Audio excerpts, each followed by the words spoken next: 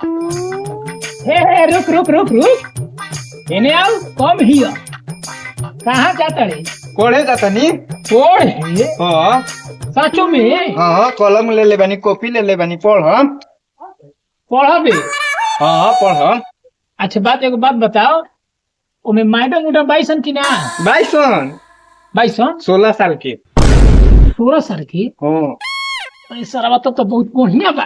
Super बाइसन। अरे तो तू ओकरा बारे में ना बोललो से मैडम ओके लाइन मारी ना हम। हाँ तू पढ़े देता है कि लाइन मारे देता है? ये सुन हीरी अब हीरी आगे अभी तो उम्र का बारे हैं, ये दूध के तार टूटल बा सर जा मैडम पटा हैं।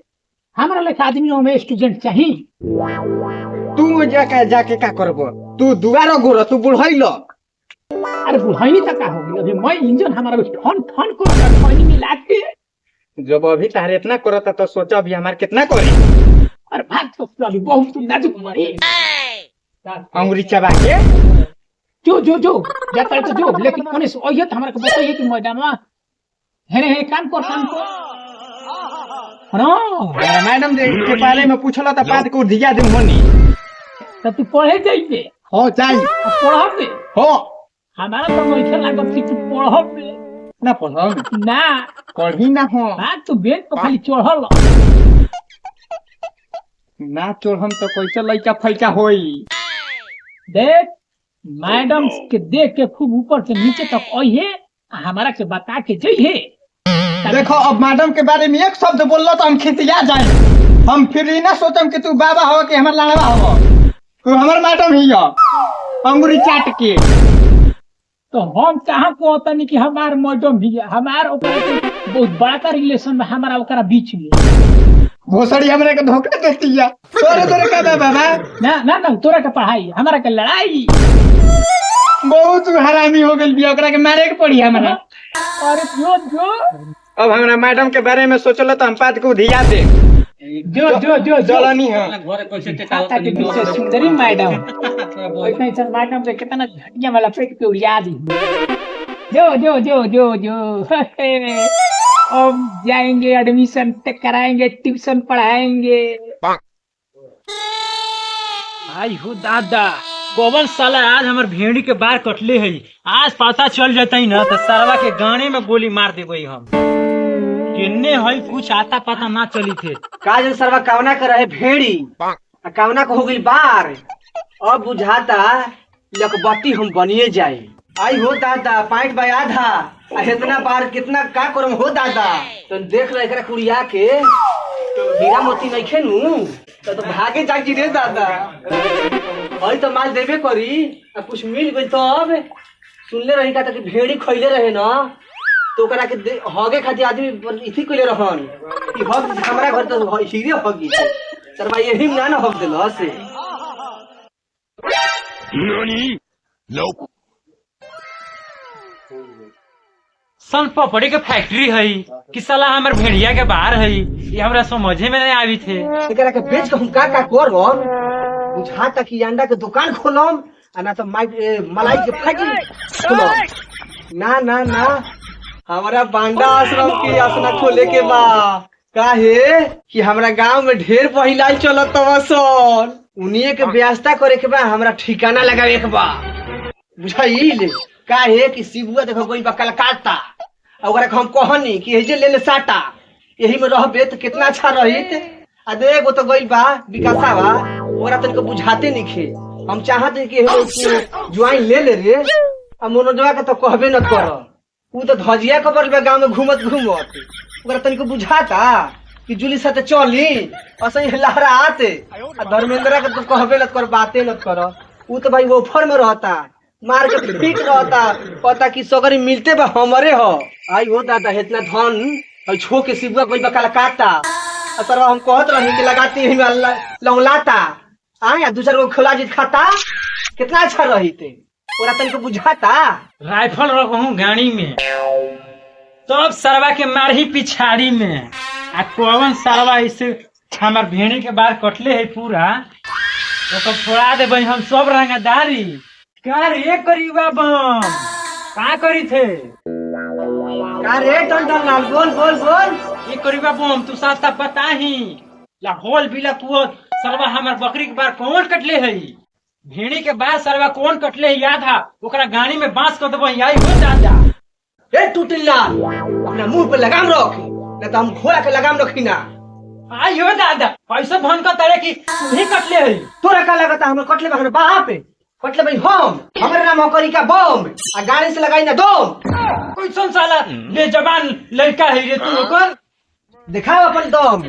सारा ले आई करीब का बम समझ ले बात के लगा के जिज्ञा से शिक्षर मरबही की नली जाम हो जाते तो नली जा कामले के बेटा ही रे तू चुटकिया के टुकिया के साला ओकरा पता ना है कि हमरा से पूरा इलाका कांपे है कापे है चुटकिया में मीज के चापे है चापे हाँ यही से चाप के रख ले है। आज तक ई पूरा इलाका में ऐसा कोनो शेर ना पैदा होले कि साला जौन हमारे को बार छू देते या कबार देते लेकिन तू तो सरवा वो चुटकिया के लड़का ऐसा है कि साला पूरा हमार छील ले लई।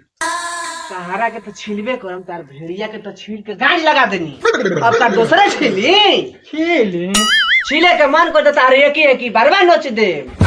अब तू हमारा के चुटकी है समझ ना यहाँ से मोश ऐंठ के चल जाओ तू है मगैया तो हमारी भटकिया। अरे तू जानिस ना है अभी मगैया के पावर लगा दे बन पूरा तेरा घर में हम टामर भोजपुरिया के पावर ना जानता है तू एके हम बिहारी है 100 पे बरला भारी जानले रे मगैया कारी अकेले के तो रखम फारी गणी जाके देख कोनो कोनो कैंची से लाग गइल बा तू एक तनी हरदिया चूना लगा। जानित है बाबू आ तो हम चल जेबे तोरा भोजपुरिया से भोजपुर से लेकिन तू जानित ना है अभी मगैया के पावर हम अबई आ ग्रुप बना के अबई आ ये तना नली मरबई ये तना तो तोरा से सीकर ना गिनते चल जेबे चल जाइबे तीतर के भीतर अभी जानित ना है तू मगैया के पावर। अब भोजपुरिया कभी लाठी तू ना देखले बारे अभी तू जाना तारे लाठी में कितना पावर ना भोजपुरिया के। अपन इलाका में तो कुत्ता भी से रहे ही समझ ले आइटम बम करीबा तोरा घर पे बहू रे अब भोजपुरिया लाठी ले गई बहू घर पे। हाँ जो जो जो काहे कि करे कोई तो तोरा आगे से करी है पीछे से मत करी ना तो मोंगरा होलो जाए थी वो काली बम लेकिन याद रखिए जरूर थोड़ा से भेंट होई एक बार। अरे होई क्या बीच मैदान में हुई रे निकल जो यहाँ से ना तो भोजपुरिया लाठी निकल तो धुआं धुआं फेंक देबे। ओए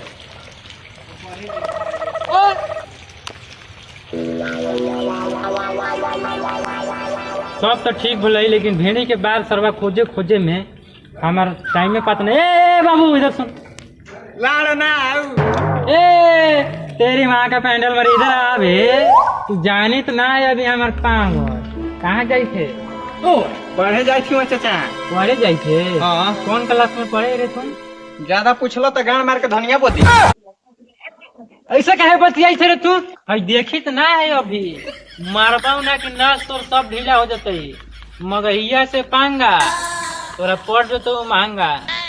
अभी तू ना जाना तो रहने के भाषा एने की भाषे पर आदमी रो देवे लो भरोसे पर हो जाई थे। हाँ तू हमरा ना जानी थे बाबू समझ ले ना। अरे जान के का तार झाट का बारे के बा हमारे बड़ा बदतमीज लड़का है तू पढ़े ही न रे। हाँ कई क्लास में पढ़े ही फिर बोला था ज्यादा कहा था नहीं कि सब मत पूछ हमरा ले साला मगहिया के भोजपुरिया में कौनो वैल्यू है कि ना रे साला कॉमन भाषा आ कौन मगहिया मगहिया मगहिया मगहिया कैले ही खाली रे छोड़ जाए दे बाबू वो सब छोड़ी हमरा टाइम बताई तू टाइम कितना बजे थे। फिर पूछा था है देखो तो कलम गाड़ी में को देके मुआ दे मजी की ये तू बंदूक ले ले बड़े कलम में सब मुआ दे देख बाबू ज्यादा मियाज हमार किटकिटबई आ लगा के होई आ मरबई के भाग रे जानी तो अभी तू मगहिया के पावर जानते ना आई रे तू साला चुप ही बता का समझे थे रे तू हमरा कुछो ना आवे ही साला बाबूजी से हम कहियो कि बाबूजी छोटका किन दे तैयो मझिला किन के दे दै छै कहीं सरवा 6.5 करोड़ का फूट जता ही तो वो बाबू कहबई कि कहाँ फोड़ देलै बाप रे बाप जा जा सरोज जा, तार माई खैर जुतिया मनैले हलथुन तबे तू बच गले याद, ना तो सारे आज इतना मरती कि पितर ना गिने पितर, समझ ले बाबू। राइते ना है तूने हमरा से। अरे हम ही मगहिया जवान। बुनी में मुंड बना के खैनी अब तू मला। एह बुनी में मुंड बना के खैनी तू महल। आ तनी तनी हमरो के खियावा हिंकरो के खियावा तनी मला। हम सब खैन नहीं खाई। हाँ बहुत खास खैन। कैसन खास होला हो? ऐसा खास हूँ एक बेर खैला पे बार बार खोजेला। बाग बाग दादा देखत रहियो है ना कि कोई लेके जाए ना थमावत नहीं घूम के। जो घर अंबानी नहीं है ये हम देखत बानी जो आराम कर घर है। चाचा देखत रहियो दादा घबरास न। हाँ जा जा जा हम देखत रहब जो। ठीक बा। हो कौन सरवा चला बारे ठोकी रावा दाते हाथे पाइप ठोके। साला ओकर नाम होलो किला नु। बाय देख ना कोई सिया होता। पार्टनर एकरा बारे में कुछ सोच रहा? एकदम सोचतनी। ये तो दिन पर दिन भइल जाता ठेंगा। तो तू नहीं खो जानत काहे भइल जाता ठेंगा? ना काश की रात भर देता ई सरवा हेंगा, यही से भइल जाता ठेंगा। अरे अरे अरे हमार लइका हो तो हार लइका हो गइल बा। ना रे साला ओ। हमर मेहरानू कहइल बा ये सोचत आई ना दू चार गो लइका के ले जाके लइकन के सोहर गवाती हरे राम हरे कृष्णा। तो तहार हमनी के हरे राम हरे कृष्ण गाय वाला लौकतिन जा। मर्दे गा देबो तो एक दिन का होगी झड़ जी बता तो हर जवानी झड़ के पानी घुस जाई। तो लइका भइल बा त का सोचा त लिया जी त हमरा के छठिया करा। ना ना रे नार कटवाबे ना चले के फ्री में वो छवानियो मिल जाई ढेर होगा। सुनने हई कि ना तूनी के बांध पार्टी नया खोलले बासन यही चलते आइल हई तूनी भी हम बात होरी ई साला तोरा के कौन कह देला रे? हरे लकीरावा खोलले बने तो बैंड पार्टी साटा लिखोइबे का? साटा नइखे लिखवाए के हमर लइका के छठियार के गवाले के बा बैंड पार्टी बजाई के बा खुशी के झूम झूम के। अरे लकीरावा लवंडा के बारे में हइया जाना लाकर से पूछ। बोले भैया बताओ ना तोरा बैंड में कौ गो चाहिए लवंडा या लवंडी? चाही लवंडो चाही लवंडियो चाही तब एकरा बारे में समझ ले। बोल भैया का तू रखल बारे बन पार्टी में? हमरा लागे दू किस्म के वैरायटी बा। कौन एगो गोल गाला एगो भी गाला। भी गाला? हां हमार जान पे मेहरान काचू जलिया हटा के भी गाला छाटा के भी गाला ना होखे। अरे दुनिया बा ना ये भी गाले कपड़ा पहन रहली सब गलत का सोचता है। ठीक बा 10,000 1 रुपया जमा कर दो हमार चिला लागे सुबेरे तहारा भी को बजे प्रोग्राम बा सब साटा लिखवा लो तहारा लागे भी गाला वाला पहुंच जाइए। ठीक बा लेके आओ तनी पैसा बा मेहरानवा से पूछ लेता नी। ठीक बा जा पूछ के आओ। बिना पूछले को हम देने दे दे ना तो मेहरानवा गणिया में बांस कोती। ठीक बा जा पूछ के आओ। तब लान चट्टे खाइले आओ लवंडिया खाना में लवंडी ले बिना पूछले उछले मेहरारू के तोर लइका होला तू अबला पूछे तोर मेहरारू आई तो हमनी के कुछ रेटो ओटो कम कर देती जा। ठीक नो? ठीक बा यही में भुलाइल बा जा मेहरानू दामा आई जाई 10,000 कहता हो ना 10,000 ना दी लमसम दी 200 में तू ना करे के बा। ठीक बा 200 दी नु ओकरा बाद तो हम देखिए ले हम जा जा जा विदा कर जा। ठीक बा जाते ढकेलो जन जाता नहीं। ठीक बा जा। काहे रे 200 में वो का हो जाई? साला बॉयन पार्टी होई सब बांधने में जानते हो कितना खर्च होई बा लाख रुपया लाग गई। ना करी ओकर मेहरानू बहुत स्मार्ट है 200 ढेर बा। उमे सब में तो आजकल दुनिया बेचैन हो जाई। बर्बाद हो जाई हम।